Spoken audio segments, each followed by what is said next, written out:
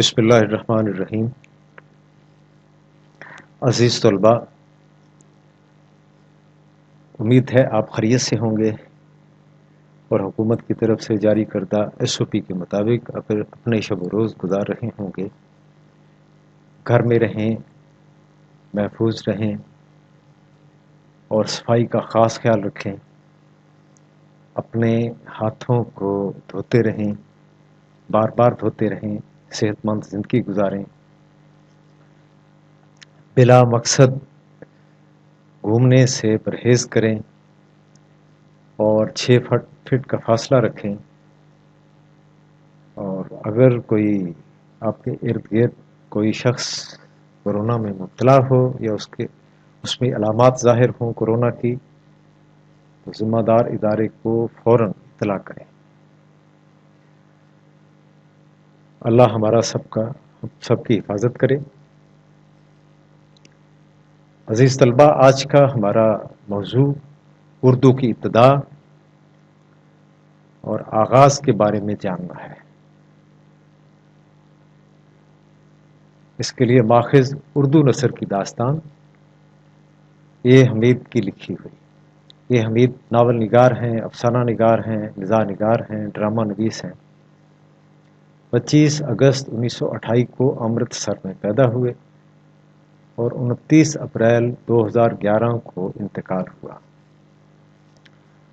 انہوں نے بلند پایا تصنیف اردو نثر کی داستان اور اردو نظم کی داستان لکھی ہیں۔ اردو کے طالب علم کی حیثیت سے یہ میرے پاس موجود ہیں اور گاہے گاہے میں ان سے استفادہ کرتا رہتا ہوں۔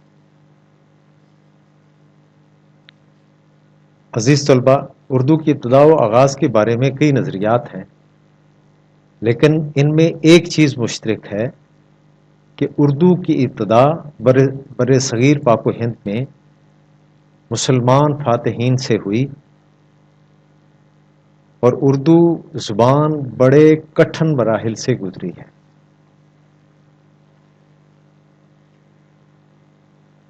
کچھوچھا شریف ضلع اودھ میں ایک علاقہ ہے جہاں سید اشرف جہانگیر سمنانی کا مزار ہے۔ سید اشرف جہانگیر سمنانی 1299 میں پیدا ہوئے اور 120 برس کی عمر پائی۔ وفات 1409 میں ہوئی۔ سارے کے سارے محققین تنقید اردو اس حقیقت پر متفق ہیں کہ شمالی ہندوستان میں 18ویں صدی عیسوی سے پہلے نثر کی تصنیف و تالیف کا کوئی اتا پتہ نہ تھا۔ یہ شرف حیدرآباد دکن کے علاقے کو حاصل ہے۔ سید اشرف جہانگیر سمنانی نے 1308 عیسوی میں اردو زبان میں ایک رسالہ اخلاق و تصوف پر تصنیف کیا۔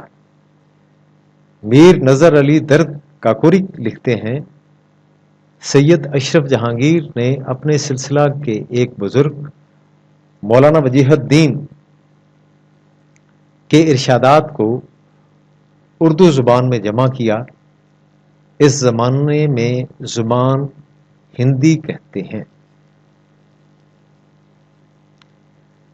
گویا اردو زبان میں صوفیہ کرام کا بھی بہت حصہ ہے۔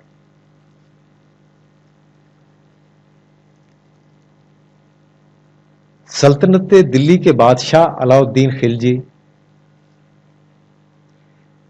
ان کے غلام ملک کافور نے 1300 میں دکن کے علاقے پر یلغاریں شروع کر دیں۔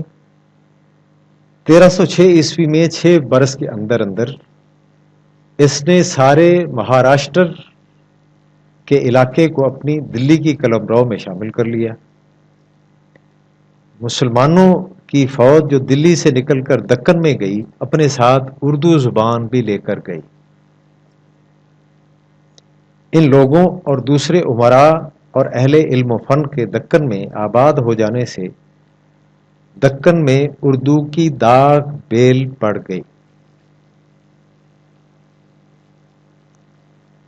لیکن اس سے پہلے گجرات میں اردو کی ابتدا ہو چکی تھی۔ ملک کافور کے دکن فتح کر لینے سے پہلے دلی کے بادشاہ علاؤالدین نے گجرات پر حملہ کر کے اسے فتح کر لیا۔ خلجیوں کے بعد تغلقوں کا دور شروع ہوا۔ ان دونوں شاہی خاندانوں کے دور و حکومت میں گجرات دلی کا ایک صوبہ رہا۔ گجرات میں مسلمانوں کی وجہ سے اردو کی ابتدا ہوئی اور اردو نے دن دوگنی رات چوگنی ترقی شروع کر دی۔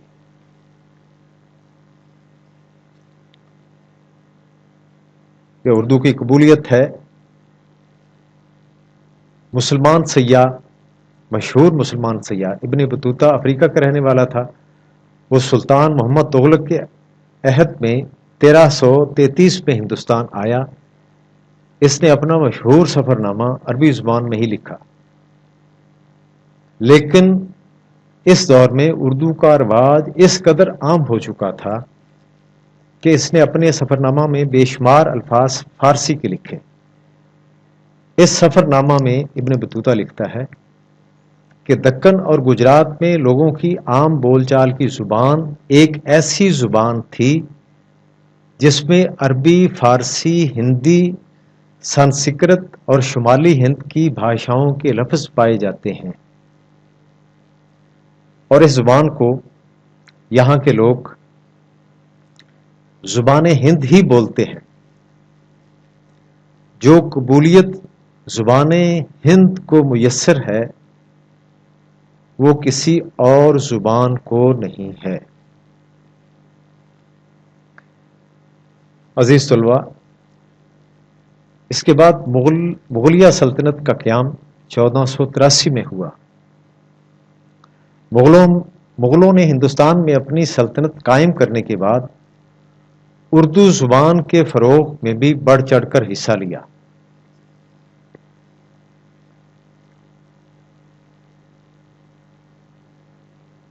تحفۃ الہند برج بھاشا کی سب سے پہلی گرامر بھاشائی یا اردو یا دکنی اردو زبان میں لکھی گئی۔ یہ کتاب شہنشاہ اورنگزیب کے زمانہ میں اس کی فرمائش پر تحریر کی گئی تھی۔ یہ کتاب کبھی بھی چھاپی نہیں گئی۔ کلمی نسخے مختلف لائبریریوں میں موجود ہیں۔ مصنف کا نام اعظم شاہ اور بعض کلمی نسخوں میں معز الدین جہاندار شاہ بتایا گیا ہے۔ اغلباً یہ کتاب شہنشاہ اورنگزیب عالمگیر کے کہنے پر اس کے شہزادوں کو اردو زبان کے قواعد اور گرامر سکھانے کے لیے لکھی گئی۔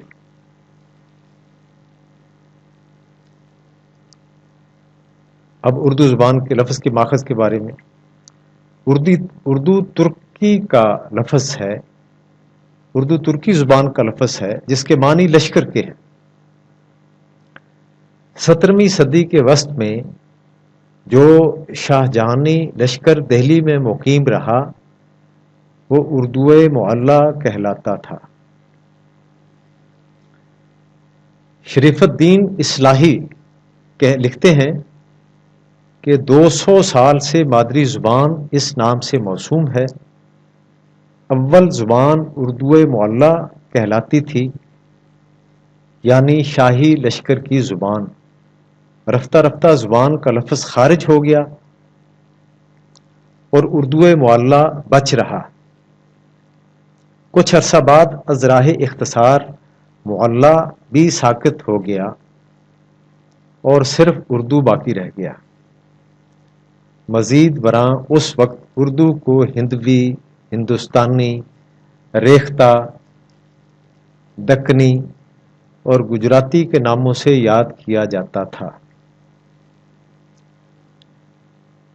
اردو نے ارتقاء کی جتنی بھی منزلیں طے کیں اتنے ہی نام پڑھتے گئے۔ شریف الدین اصلاحی لکھتے ہیں کہ اردو شعراء میں سب سے پہلے مصحفی کے ہاں یہ لفظ بطور اسم علم آیا ہے۔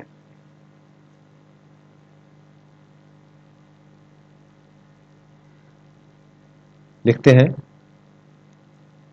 خدا رکھے زباں ہم نے سنی ہے میرو مرزا کی،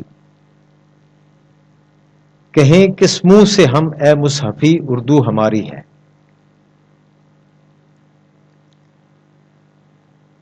عزیز طلبہ، یہ اردو زبان کے آغاز و ارتقاء کا انتہائی مختصر تعارف تھا۔